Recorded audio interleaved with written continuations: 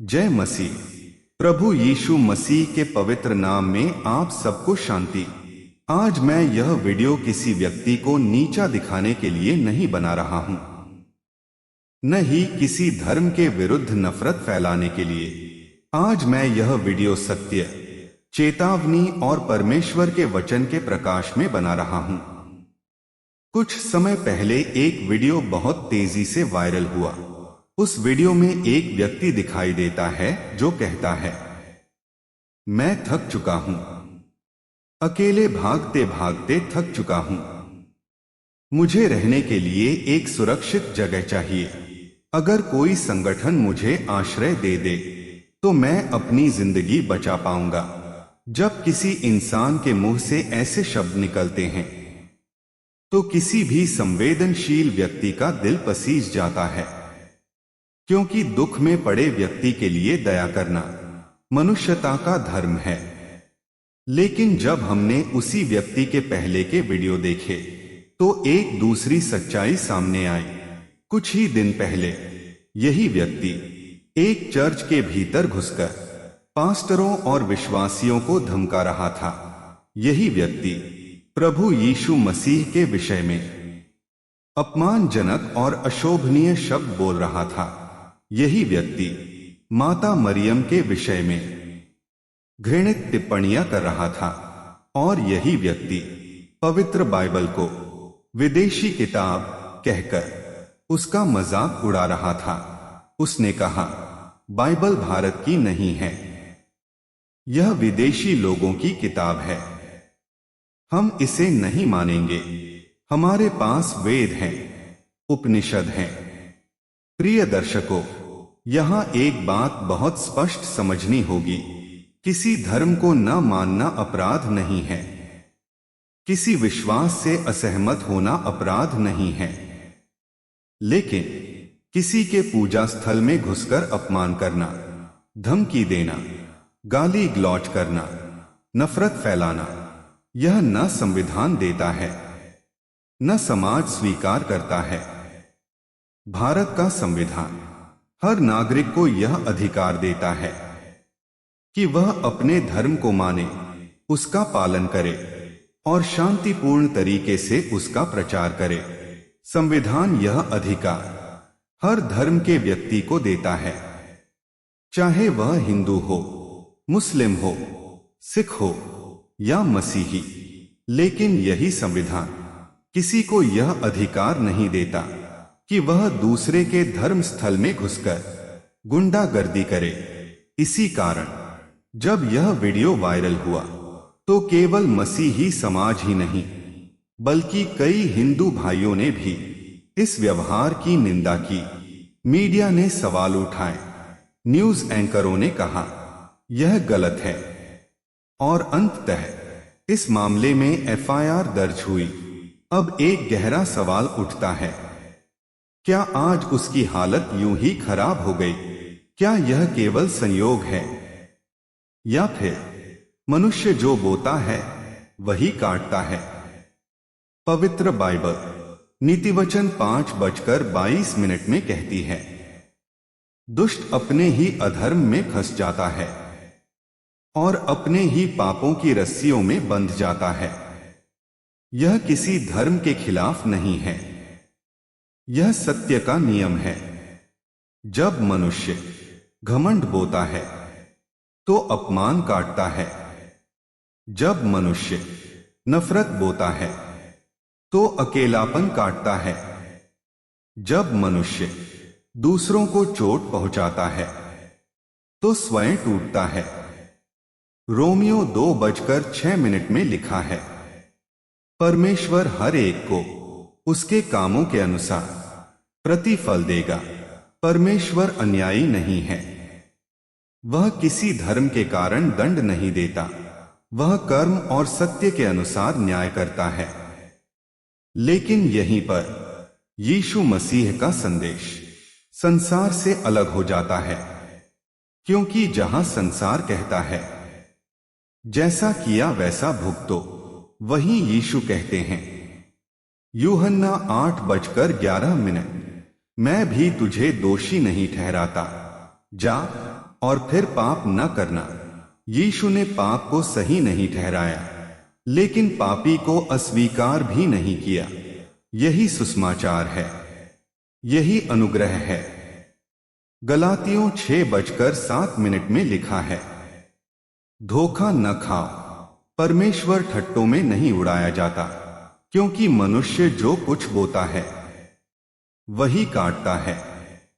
यह वचन केवल उस व्यक्ति के लिए नहीं, बल्कि हम सबके लिए चेतावनी है, क्योंकि परमेश्वर देर कर सकता है, लेकिन अन्याय नहीं करता। वह मौका देता है, वह पश्चाताप का समय देता है। और यही कारण है कि आज भी परमेश्वर का द्वार खुला है।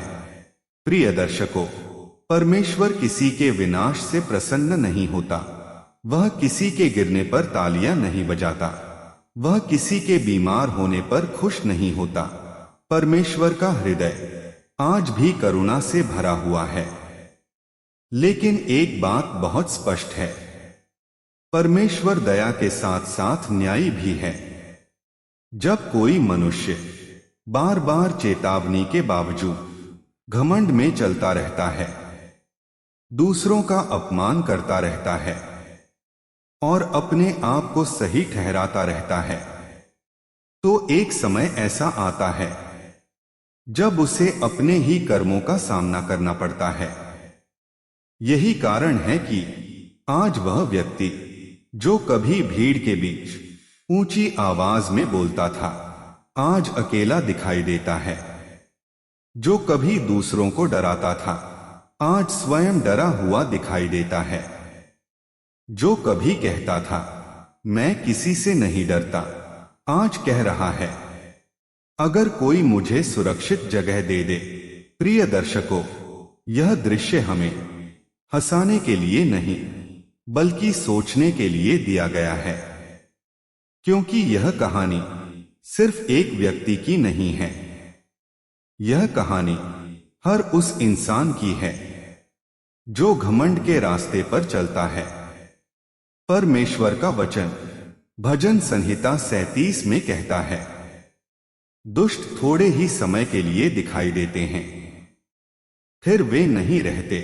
इसका अर्थ यह नहीं कि परमेश्वर तुरंत दंड देता है। इसका अर्थ यह है कि घमंड की नींव पर खड़ा जीवन कभी स्थायी नहीं होता। आज बहुत से लोग पूछते हैं, अगर परमेश्वर दयालु है तो फिर बुरे लोगों के साथ ऐसा क्यों होता है? इसका उत्तर बहुत सरल है। परमेश्वर किसी के साथ बुरा नहीं करता। मनुष्य स्वयं अपने कर्मों से अपने लिए मार्ग तैयार करता है। नीतिवचन 16:18 कहता है, घमंड से विनाश होता है और अभिमान से पतन। घमंड मनुष्य को अंधा कर देता है। घमंड मनुष्य को दूसरों की पीड़ा देखने नहीं देता। घमंड मनुष्य को अपने शब्दों का भार समझने नहीं देता। और जब अंधापन आता है तो गिरना निश्चित होता है। लेकिन यहीं पर यीशु मसीह का संदेश और भी गहरा हो जाता है, क्योंकि यीशु केवल गिरने की बात नहीं करते, वे उठने का मार्ग भी बताते हैं। लूका 15 में यीशु एक कहानी बताते हैं, उड़ाऊ पुत्र की कहानी। वह पुत्र अपने पिता का अपमान करता है, घर छोड़कर चला जाता है, गलत रास्तों पर चलता है और अंत में भूखा, टूटा हुआ और अकेला हो जाता है। लेकिन जब वह अपने आप में आता है तो वह कहता है, मैं उठकर अपने पिता के पास जाऊंगा।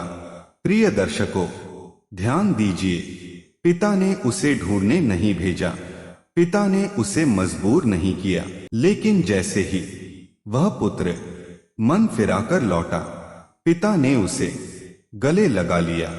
यही सुसमाचार है, यही यीशु का हृदय है।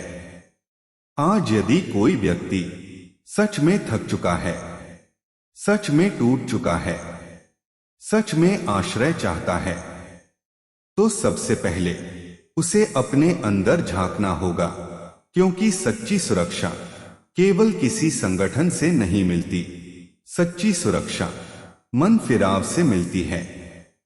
भजन संहिता 51 में दाऊद कहता है, हे परमेश्वर, मेरे भीतर शुद्ध मन उत्पन्न कर और मेरे भीतर स्थिर आत्मा नया कर। दाऊद राजा था, लेकिन उसने घमंड नहीं किया। उसने दोष दूसरों पर नहीं डाला। उसने कहा, मैंने पाप किया है। यही पश्चाताप है। आज संसार पश्चाताप को कमजोरी समझता है, लेकिन बाइबल पश्चाताप को शक्ति की शुरुआत कहती है। याकूब 4:6 कहता है, परमेश्वर अभिमानियों का विरोध करता है, परंतु दीनों पर अनुग्रह करता है। यह बहुत कठोर वचन है, लेकिन बहुत सच्चा भी है। यदि परमेश्वर स्वयं किसी का विरोध करने लगे, तो उस मनुष्य के लिए कौन खड़ा होगा? और यदि परमेश्वर किसी पर अनुग्रह कर दे, तो उसे कौन रोक सकता है? आज यह संदेश सिर्फ उस व्यक्ति के लिए नहीं जो वीडियो में दिखाई दे रहा है।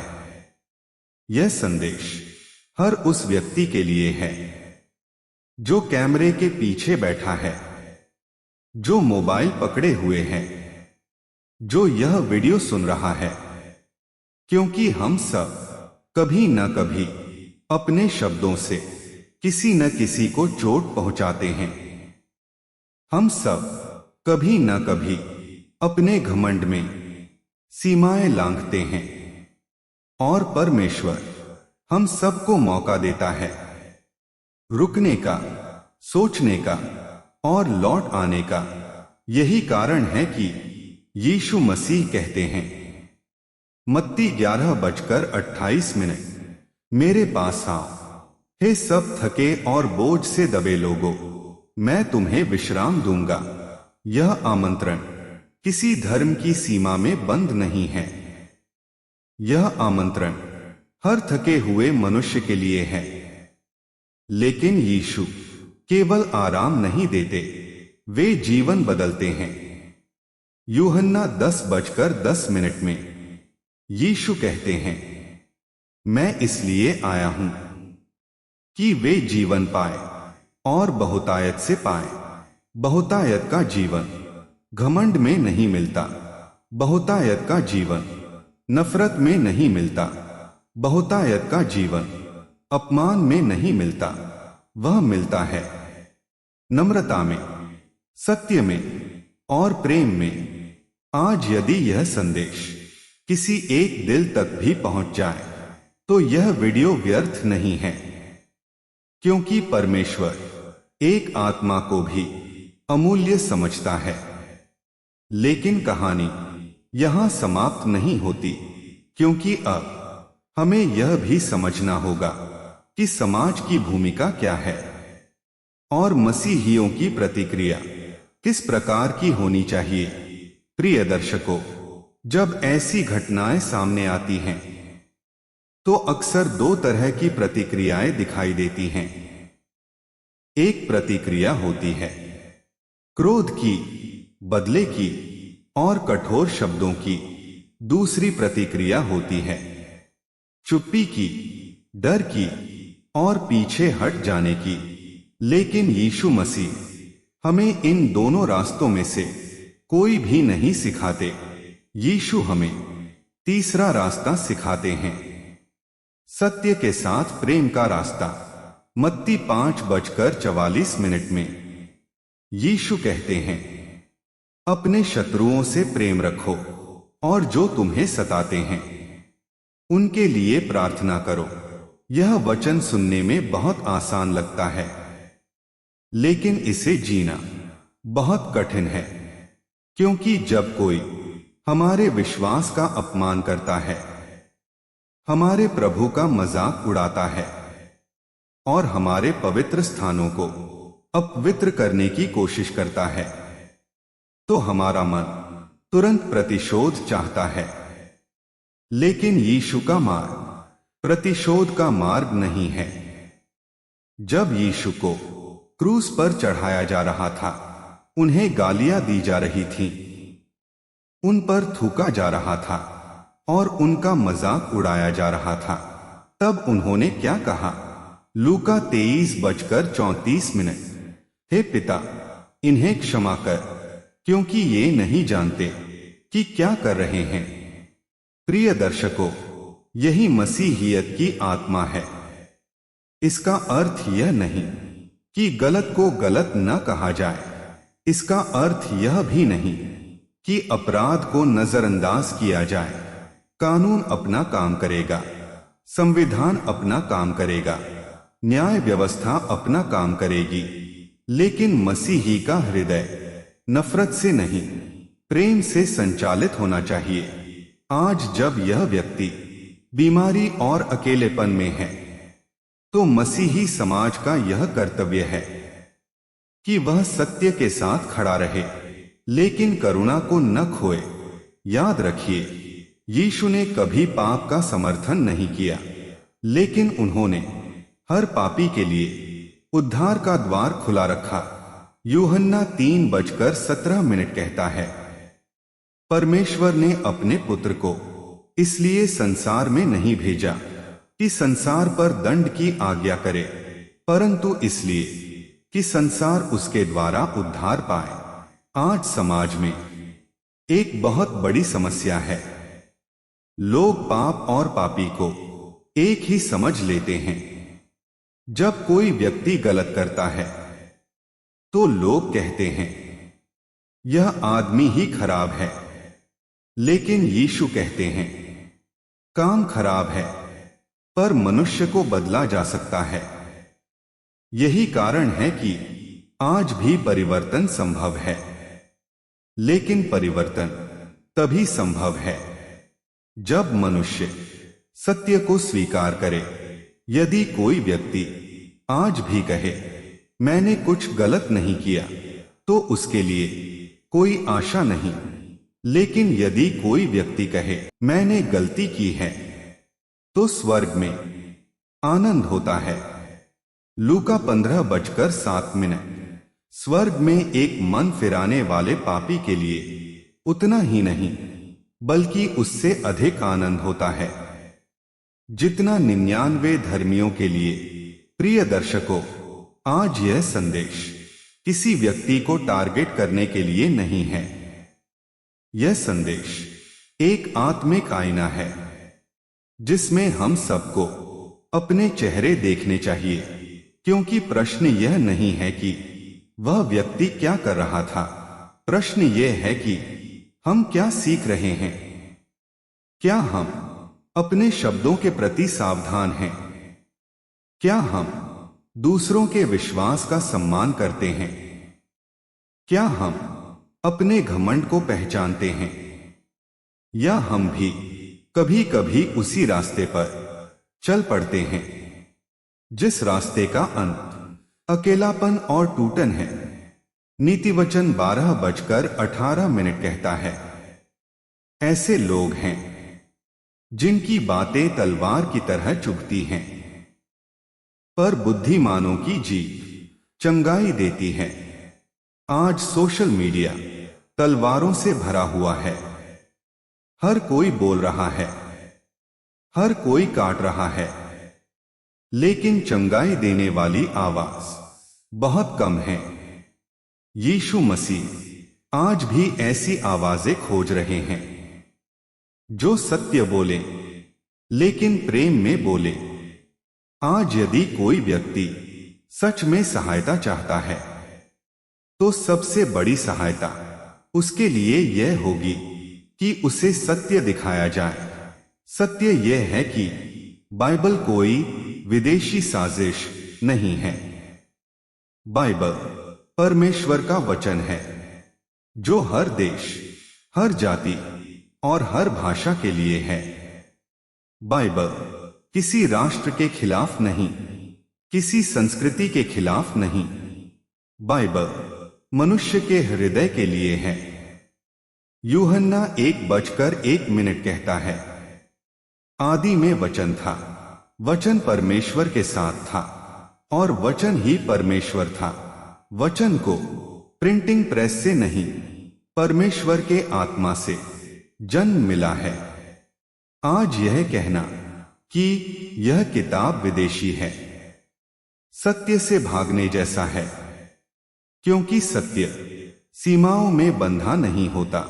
सूरज किस देश का है, हवा किस धर्म की है, उसी प्रकार परमेश्वर का वचन पूरी मानवता के लिए है।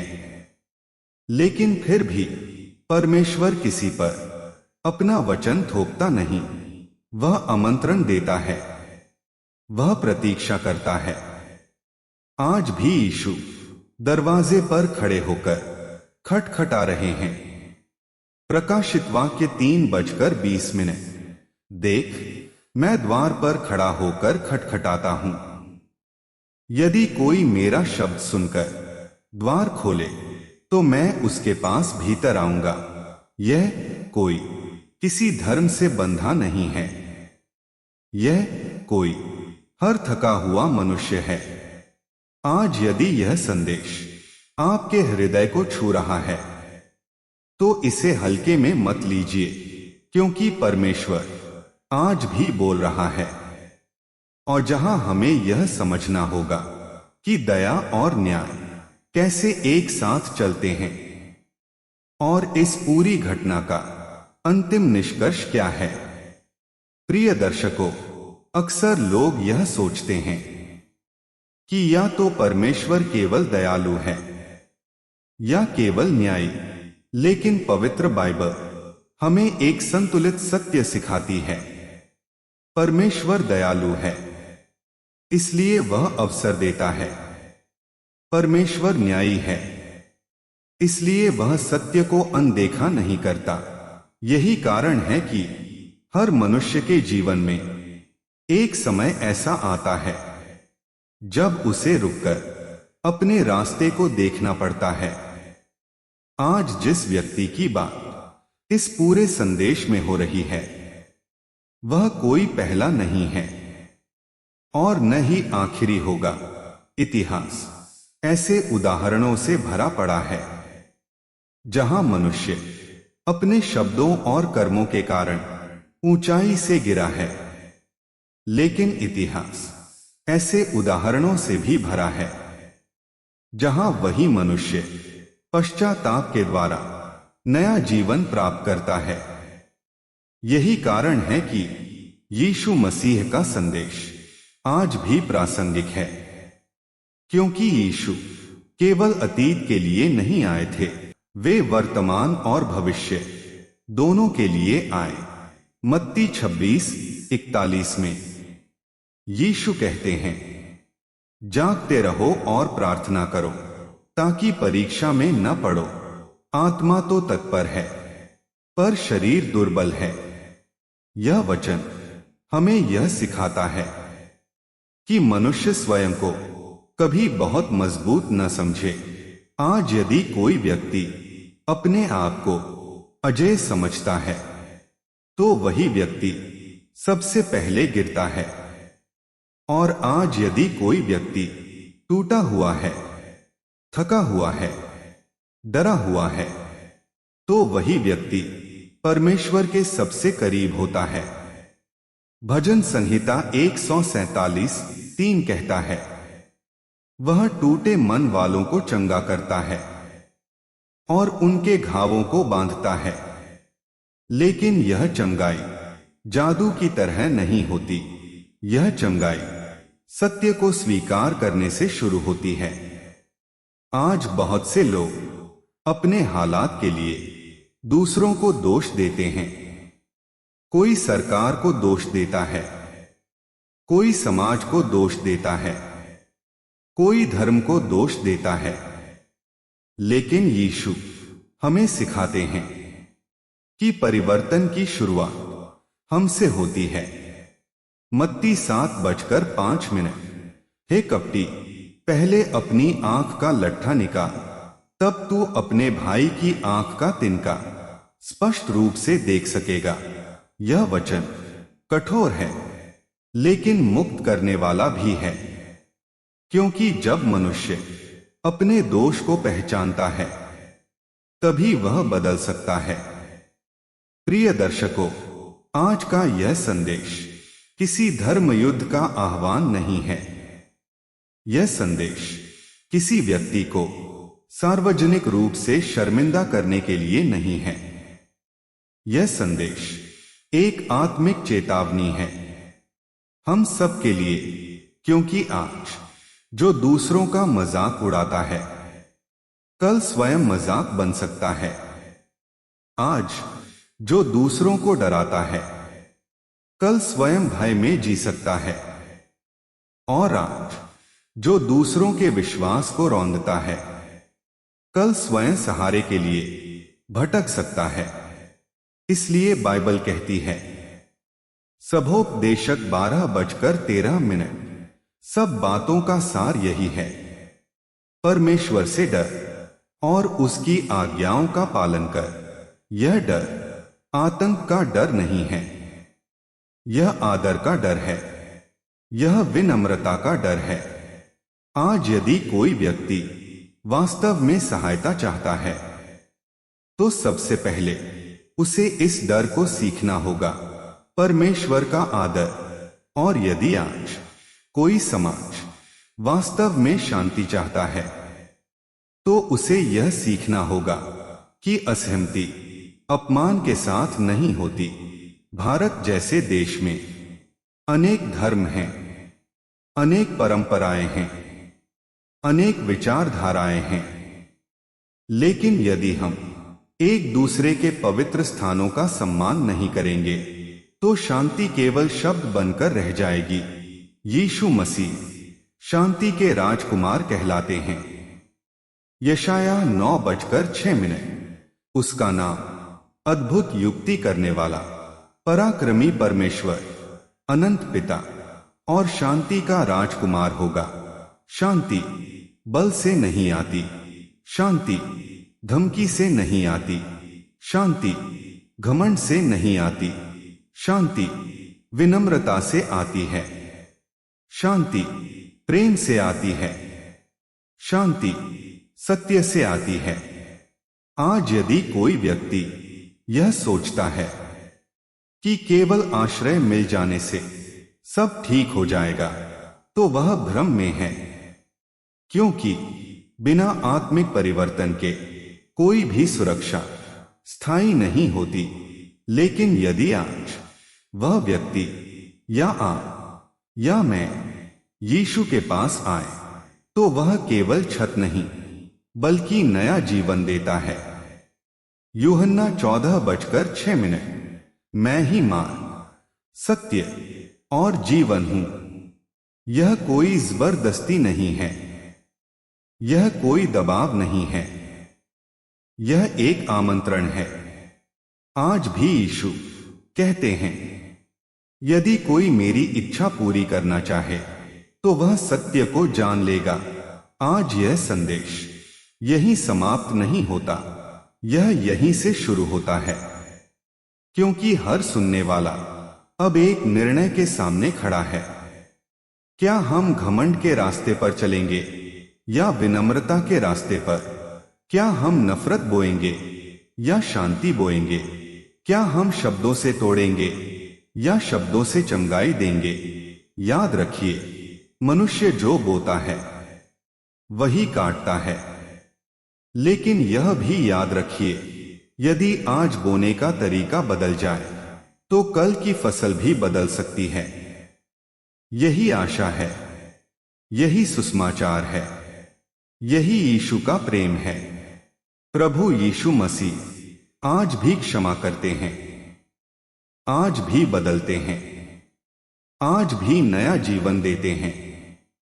और इसी सत्य, इसी प्रेम और इसी चेतावनी के साथ हम इस संदेश को समाप्त करते हैं। आप सुन रहे थे चैनल यीशु संदेश मिशन। जय मसीह।